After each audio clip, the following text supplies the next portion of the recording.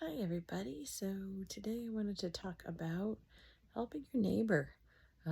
It's day 30 of my 90-day challenge, so I'm a third of the way through.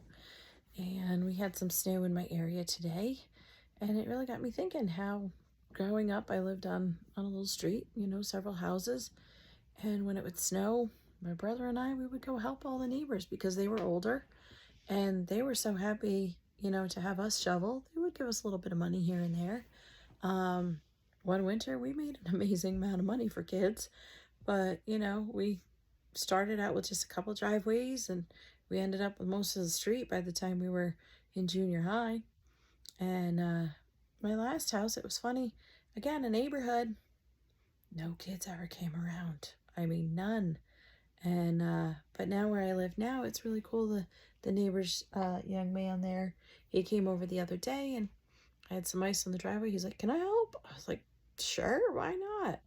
So, it really got me thinking how in modern times, how we're so much into these videos that we don't always go knocking on the neighbor's door and say hi and see how they are and see how they're doing and or look out for them. And maybe other neighborhoods are different, different areas than maybe what I'm experiencing. But my last house, I lived there alone, and there was an older gentleman next door. And one time I didn't go to work for 2 days in a row. Well, on the second day, my phone was ringing.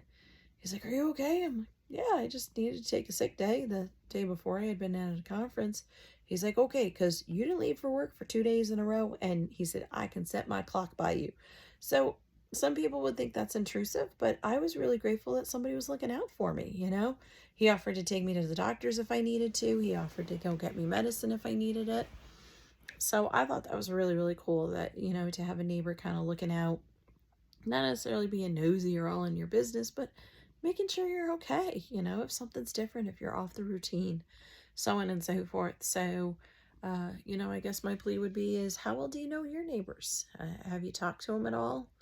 And maybe sometimes it's safer not to, but, certainly you could reach out, and especially if they're getting older, there's a lot of people now living alone.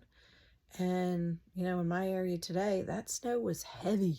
It was some heavy stuff. And even some parents of friends growing up, he plows in the neighborhood. He stopped by to see if I needed anything. So, it's kind of cool staying in the same area for a while. At least you get to know other people and get checked on. So I would say try and check on your neighbors and, help out. It's something small that can be so huge in other people's lives. And anymore, we just got so busy that we don't always think of that.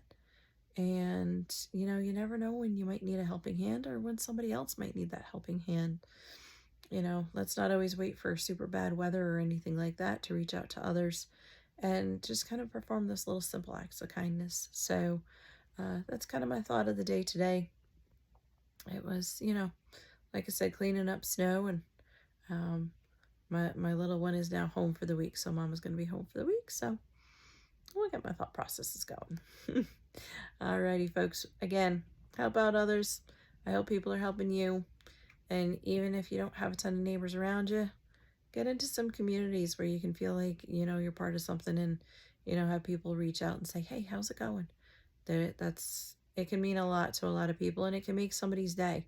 Just reaching out saying, "How you doing?" Especially if they're trying something new, it's, "How's it going?"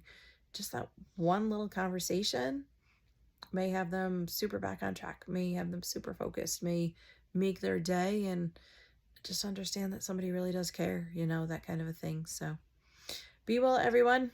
Love you lots, and we'll chat again soon. Bye now.